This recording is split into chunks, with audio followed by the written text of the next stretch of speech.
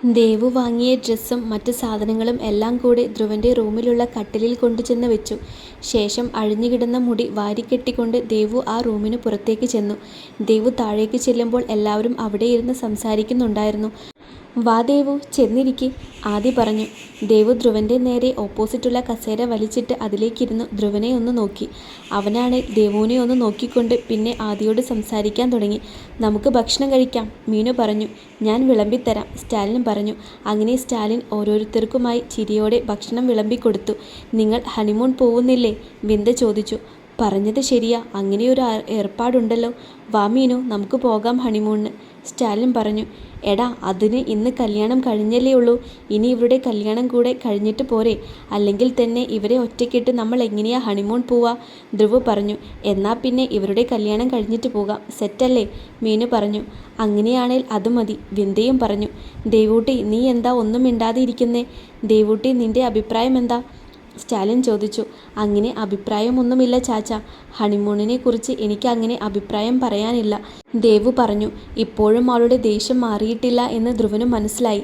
"പിന്നെ എടാ, അന്ന ഉണ്ടല്ലോ, ഒരു കാലത്ത് എൻ്റെ ഒരു വലിയ ഫാൻ ഗേൾ ആയിരുന്നു," ധ്രുവ് പറഞ്ഞു. അന്ന എന്ന് കേട്ടതും ദേവുവിന് പെരുവിരൽ മുതലങ്ങ് അരിച്ചു കയറാൻ തുടങ്ങി. "അതെ, അത് എനിക്കറിയാവുന്ന കാര്യമാണ്. ആ പെണ്ണ് ഒരു കണക്കാണ്," ആദി പറഞ്ഞു. അതോടെ ദേവുവിൻ്റെ ദേഷ്യം കൂടി വന്നു. എങ്കിലും ദേവു ഒന്നും മിണ്ടാതെ കഴിച്ചുകൊണ്ടിരുന്നു.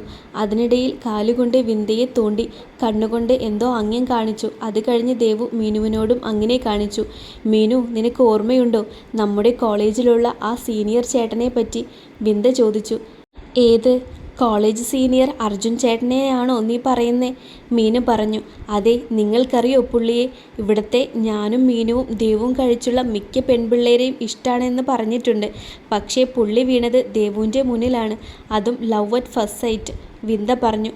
അത് കേട്ടതും ധ്രുവന്റെ നോട്ടം ദേവുവിലേക്കായിരുന്നു. അവൾ അവനെ മൈൻഡ് ചെയ്യാനേ പോയില്ല. എന്നിട്ട് സ്റ്റാലിനും ആദിക്കും കേൾക്കാൻ തിടുക്കമായി. "എന്നിട്ടെന്താ, എന്നും ഇവളെ കാത്ത് പുള്ളി അവിടെ ഗേറ്റിന് മുന്നിൽ നിൽക്കും. ഇപ്പോഴും ഇവളെ വലിയ ഇഷ്ടമാണ് ആ ചേട്ടന്, അല്ലേടി ദേവു?" മീനു പറഞ്ഞു. "അർജുൻ ചേട്ടൻ്റെ നമ്പറുണ്ടോ നിൻ്റേല് കുഞ്ഞാറ്റെ?" ദേവു ചോദിച്ചതും ധ്രുവ് ഞെട്ടി. അന്നയുടെ കാര്യം ഇവിടെ പറയണ്ടായിരുന്നു എന്ന് തോന്നി അവന്. "എൻ്റേൽ ഉണ്ടാവാൻ ചാൻസ് ഉണ്ട്, ഞാൻ തരാം കേട്ടോ," വിന്ദ പറഞ്ഞതും ദേവു ധ്രുവനെ നോക്കി. അവനാണെ ഒന്നും മിണ്ടാതെ ഫുഡ് കഴിച്ചുകൊണ്ടിരിക്കുന്നു. "സമയം എന്തായി?" സ്റ്റാലിൻ ചോദിച്ചു. "ഇപ്പോൾ 9:30 ആദി പറഞ്ഞു. "എത്ര പെട്ടെന്നാണ് രാത്രിയായത്," ദേവു പറഞ്ഞു. "അതെ," മീനുവും പറഞ്ഞു. അങ്ങനെ എല്ലാവരും ഭക്ഷണം കഴിച്ചെഴുന്നേറ്റു. മീനുവും ദേവും വിന്ദയും കൂടെ അവിടെ ക്ലീൻ ആക്കി. അങ്ങനെ എല്ലാവരും കിടക്കാനായി പോയി. മീനുവിൻ്റെ നെഞ്ചിടിപ്പ് നല്ലോണം ഉയരുന്നുണ്ടായിരുന്നു. മീനു റൂമിലെത്തി നോക്കുമ്പോൾ അവിടെ ഇരിപ്പുണ്ടായിരുന്നു സ്റ്റാലിൻ. അവൻ അവളെ നോക്കി ചിരിച്ചു. മീനു ഒന്ന് ചിരിച്ചുകൊണ്ട് വാതിലടച്ചു കുറ്റിയിട്ടുകൊണ്ട് സ്റ്റാലിൻ്റെ അടുത്ത് ചെന്നിരുന്നു. സ്റ്റാലിൻ മീനുവിനെ അവനിലേക്ക് ചേർത്ത് പിടിച്ചുകൊണ്ട് കട്ടിലിൽ അങ്ങനെയിരുന്നു. "മീനു, അറിയൂ ഓക്കെ?" സ്റ്റാലിൻ ചോദിച്ചു. "ഓക്കെയാണ്," മീനു പറഞ്ഞു. സ്റ്റാലിൻ അവളെയും കൊണ്ട് കട്ടിലിലേക്ക് വീണു. മീനുവിൻ്റെ സൈഡിലായി സ്റ്റാലിൻ കിടന്നുകൊണ്ട് മീനുവിൻ്റെ നെറ്റിയിലൊന്ന് ചുംബിച്ചു. മീനുവിൻ്റെ കണ്ണുകൾ അടഞ്ഞുപോയി. നെറ്റിയിൽ നിന്നും അവളുടെ പുരികത്തിലേക്കും കണ്ണുകളിലും മൂക്കുകളിലും ആ കുഞ്ഞു മൂക്കുത്തിക്കല്ലിലും അവൻ ചുണ്ടുകൾ പതിപ്പിച്ചു. "I love you Meenu," Stalin പറഞ്ഞു. "ലവ് യു ടു ഇച്ചേ," മീനുവും പറഞ്ഞു. മീനുവിൻ്റെ കവിളിൽ സ്റ്റാലിൻ അമർത്തി ചുംബിച്ചിട്ട് ആ ചെവിയിലേക്ക് അവൻ്റെ നാവുകൾ മെല്ലെ ഓടിച്ചു വിട്ടു.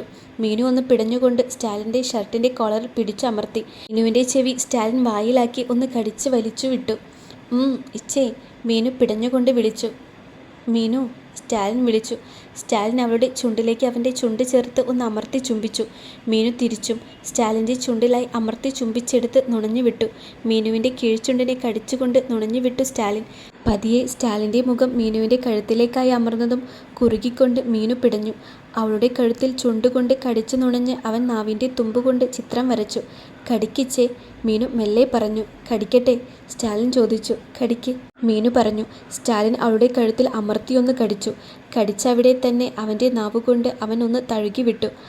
മീനുവിൻ്റെ ശബ്ദം. "ഇതെല്ലാം അഴിക്കട്ടെ?" സ്റ്റാലിൻ ചോദിച്ചു. "അഴിച്ചോ," മീനു ചിരിയോടെ പറഞ്ഞു. സ്റ്റാലിൻ അവളുടെ ടോപ്പ് അഴിച്ചെടുത്ത് മാറ്റിയിട്ടിട്ട് അവൻ അവളുടെ മാറിലേക്ക് നോക്കി.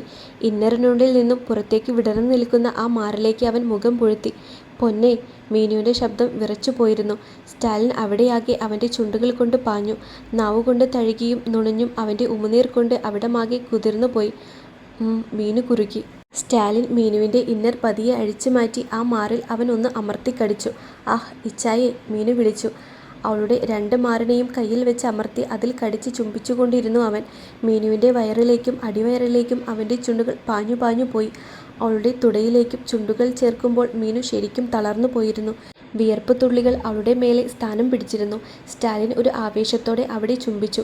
പതിയെ സ്റ്റാലിൻ അവളുടെ മേലെ കയറി കിടന്നു. മീനു അവൻ്റെ കണ്ണിലേക്ക് നോക്കി. മീനുവിൻ്റെ കാലുകൾ വിടർത്തി അവൻ്റെ അരികിലേക്ക് ലോക്ക് ചെയ്യിപ്പിച്ചു. ഇച്ചേ, മീനു വിറച്ചുകൊണ്ട് വിളിച്ചു. എടുക്കട്ടെ എൻ്റെ മീനുവേ, അവൻ ചോദിച്ചു. മീനു ഒന്ന് മൂളി. സ്റ്റാലിൻ പതിയെ അവളിലേക്ക് അമർന്നു. അവൻ്റെ താഴ്ചയ്ക്കനുസരിച്ച് മീനുവിൻ്റെ കണ്ണുകൾ നിറഞ്ഞു വന്നു. പതിയെ പതിയെ അവളിലേക്ക് സ്റ്റാലിൻ ഉയർന്നു താഴാൻ തുടങ്ങിയിരുന്നു.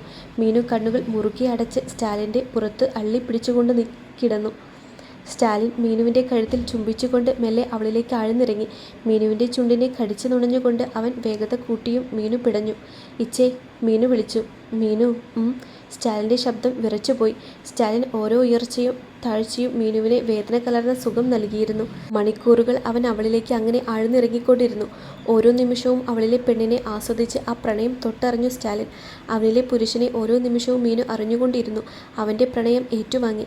രക്തപരിശുദ്ധിയോടെ രാത്രിയുടെ 3-ാം യാമത്തിൽ അവൻ അവളെ സ്വന്തമാക്കിയ തൃപ്തിയിൽ മീനുവിൻ്റെ മാറിലേക്ക് വീണു. അവൻ്റെ തലയിൽ തലോടിക്കൊണ്ട് മീനുവും അങ്ങനെ തന്നെ കണ്ണുകൾ അടച്ച് കിടന്നുപോയി. സമയം രാത്രി 9:30. എന്നാൽ ഇതേ സമയം ധ്രുവൻ്റെ റൂമിലേക്ക് കയറണോ വേണ്ടയോ എന്ന രീതിയിൽ നിൽക്കുവാണ് ദേവു. അവൻ തന്നെ ഒന്നും ചെയ്യില്ല എന്നറിയാമെങ്കിലും ദേവു റൂമിലേക്ക് കയറാൻ ഒന്ന് മടിച്ചു. അവൾ വാതിലിൻ്റെ അവിടെ നിന്ന് ചുറ്റിത്തിരിഞ്ഞു. പെട്ടെന്നാണ് ധ്രുവ് റൂമിൻ്റെ ഡോർ തുറന്നത്. ദേവു ഒന്ന് ഞെട്ടിപ്പോയി. ധ്രുവ് വാതിലിൻ്റെ കട്ടളപ്പടിയിൽ ചാരി നിന്ന് ദേവുവിനെ ഒന്ന് നോക്കി. അവൻ ചിരിച്ചു. നീ എന്താടി എൻ്റെ റൂമിന് കാവൽ നിൽക്കുവാണോ? ധ്രുവ് ഒന്ന് ആക്കിക്കൊണ്ട് ചോദിച്ചു. അല്ല, ഞാൻ ഇപ്പോൾ ഇവിടേക്ക് വന്നേ ഉള്ളൂ. അതുകൊണ്ടാ കുറച്ചു നേരം വാതിലിൻ്റെ ഭംഗി നോക്കാമെന്ന് കരുതി. ദേവു മറുപടി പറഞ്ഞു. ആയിക്കോട്ടെ, കയറി വാ, ധ്രുവ് പറഞ്ഞു. അതോടെ ദേവു ധ്രുവനെ നോക്കാതെ റൂമിലേക്ക് മെല്ലെ കയറിപ്പോയി. ധ്രുവ് അവളുടെ പോക്ക് നോക്കി ഒന്ന് ചിരിച്ചു. വാതിലടച്ച് ലോക്കിട്ടു. ഇതൊക്കെ നിൻ്റെ സാധനങ്ങളല്ലേ, എല്ലാം ഒതുക്കി വെക്കാൻ നോക്ക്. ദേവു നേരത്തെ കട്ടിലിൽ വെച്ചിട്ട് പോയ ഡ്രസ്സും മറ്റു സാധനങ്ങളും നോക്കിക്കൊണ്ട് ധ്രുവ് പറഞ്ഞു. അതോടെ ദേവു അതെല്ലാം ഒതുക്കി വെക്കാനായി നിന്നു. ധ്രുവ് ഫോണിൽ നോക്കിക്കൊണ്ട് കട്ടിലിരുന്നു. ദേവു ഡ്രസ്സെല്ലാം പാക്കറ്റിൽ നിന്ന് പൊട്ടിക്കുന്നതിനിടയിൽ ധ്രുവനെ ഇടം കണ്ണിട്ട് നോക്കുന്നുണ്ടായിരുന്നു. ധ്രുവ് അത് കണ്ടിട്ടും കാണാത്ത പോലെ ഇരുന്നു. അവൻ്റെ ചുണ്ടിൽ ഒരു പുഞ്ചിരി വിടർന്നു.